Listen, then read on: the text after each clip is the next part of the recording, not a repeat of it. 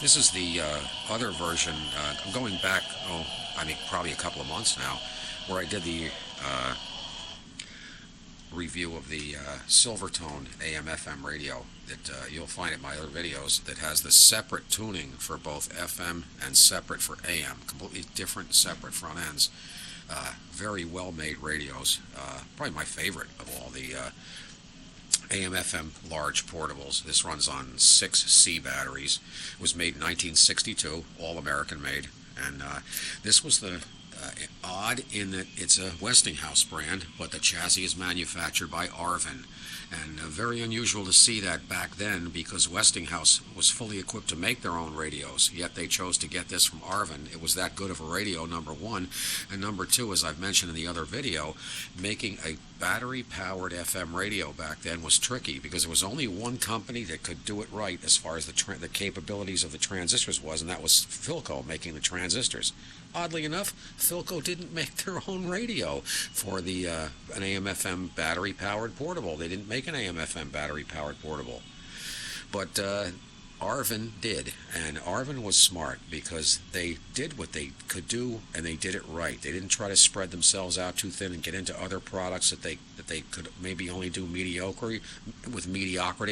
They did small electronics. They did record players and radios, and I think home appliances too. The company's still in business today, or I don't know if they are. They may be gone now, but if they are, it's recently. But they were at car mufflers and things like that. But Columbus, Indiana was where they were located, and they were a great company. But this radio here is sensitive. It's a good AM listener. Easier for all of us.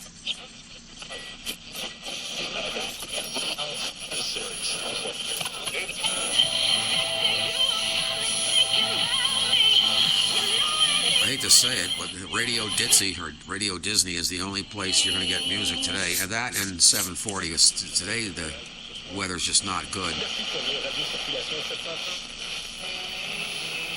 Oh, there it is. 740 out of Canada.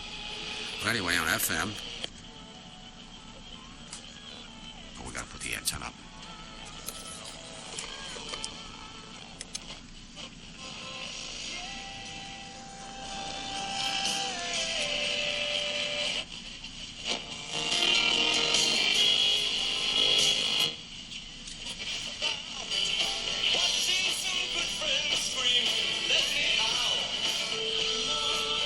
That's a nice radio. And what was wrong with it? The usual stuff. There was a few bad electrolytic capacitors that had to be changed. This standard fare. This one again uses the 6C batteries, but the battery supply is tapped at the midpoint so that the power switch has 4 lugs on it. It has 2 separate switches so that it can interrupt both sides of the battery pack so it doesn't kill them, and that's something that mercifully went away after a brief period of time. But the switches, if they get dirty inside, which they do, one side may turn on and one side may not, and the radio is dead, and so they just have to be cleaned, and that had to be done. This had another interesting problem. I don't know if I can see it now or not. By the way, this is a genuine top-grain cowhide. Some cow gave its life for this radio. You see a beautiful chassis on these things. Absolutely gorgeous. And as I say, there's Arvin's part number right there on the board. And anyway, I don't think you can see, well, barely. Up in here, I don't know if I can even get this. The AM antenna up in here, they used a clip on that soldered on the board, a metal clip that went around the antenna that held the antenna in. And what happened in time, that clip rubbed against the windings of the antenna and it caused it to open up. And when you put on AM, it sounded like you were listening to shortwave. As a matter of fact, it was receiving shortwave and the sensitivity was way down.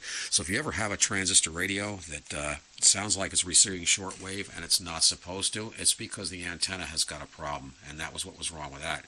But anyway, that's a look at the H868P12 from 1962, Westinghouse, their finest and best AM/FM portable radio. This is one that you bought when you didn't want to have to buy another one the following year. heavy die-cast metal front with real chrome plating. It's got a three-dimensional plastic viewing window over the dials. Fluorescent orange dial pointers. I think it should have a dial light or something. I don't know. It might. I don't know. We'll see. We'll see. That's it.